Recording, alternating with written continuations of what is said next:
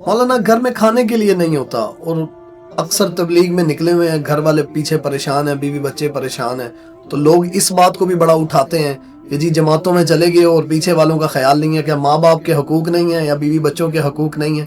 اس پر کیا؟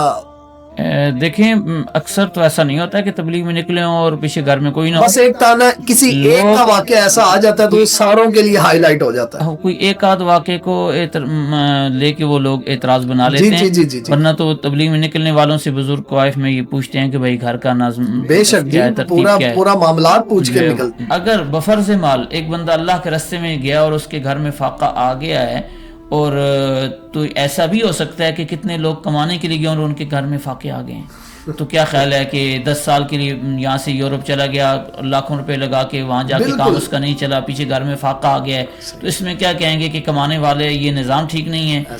تو اسی طرح اللہ کے راستے میں جو اگر بندہ نکلا اور گھر میں فاقہ آیا ہے تو یہ اللہ کی طرف سے گھر میں رہتے ہوئے بھی فاقہ آ سکتا ہے. کتنے لوگ گھر میں رہتے ہیں کمانے والے ہیں لیکن پھر بھی گھروں میں فاقہ ہے، غربت ہے، فاقہ آ سکتا ہے.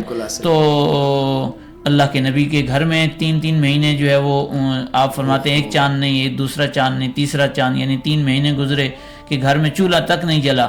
تو حضرت عروہ بن زبیر رضی اللہ تعالیٰ نے پوچھا کہ خالہ جان پھر کس چیز پہ گزارا کرتے تھے اما عائشہ رضی اللہ تعالیٰ عنہ سے، کہ 2 چیزوں پہ، 2 کالی چیزوں پہ، کھجور اور پانی پہ.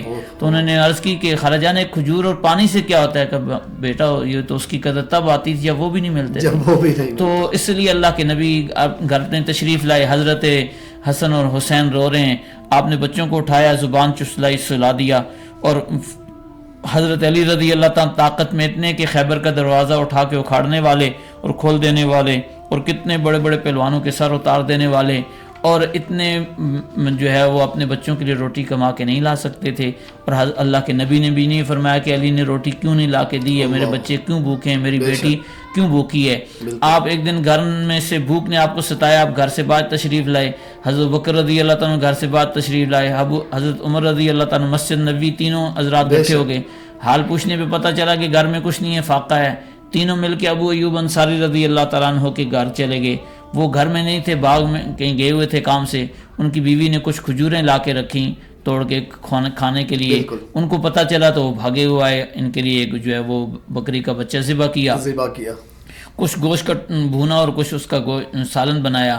تو آپ نے ایک روٹی پہ ٹکڑا رکھ کے دیا صحابی کو، جاؤ میری بیٹی فاطمہ کو دے کے آؤ، کہ 3 دن سے اس نے کچھ کھایا نہیں. اللہ کے نبی نے یہ تو نہیں فرمایا کہ علی کدھر ہے اور کیوں نہیں کما رہا ہے. تو اس لیے ایک بندہ دین کی محنت کر رہا ہے اور فاقہ آ گیا ہے، تو یہ انبیاء کے گھر میں بھی تھا، اللہ کے نبی کے گھر میں بھی، اور صحابہ کے گھر میں بھی ملتا ہے. اور یہ سب سے زیادہ واقعات ان چیزوں کے ملتے ہیں. اور پھر ابوبکر رضی اللہ تعالیٰ عنہ ہجرت کی پہلی رات جو اللہ کے نبی کے ساتھ سارے گھر کا سامان اٹھا کے لے کے، پیسے یعنی جو تھے، ان کی بیٹیاں کہتی ہیں کہ دادا جان نبینے تھے ہمارے پاس آئے، کہنے لگے میری بیٹیوں مجھے پتہ ہے ابوبکر تمہیں 2 دکھ دے کے گیا، ایک تو کچھ چھوڑ کے نہیں گیا ہوگا اور دوسرا تمہاری جدائی کا.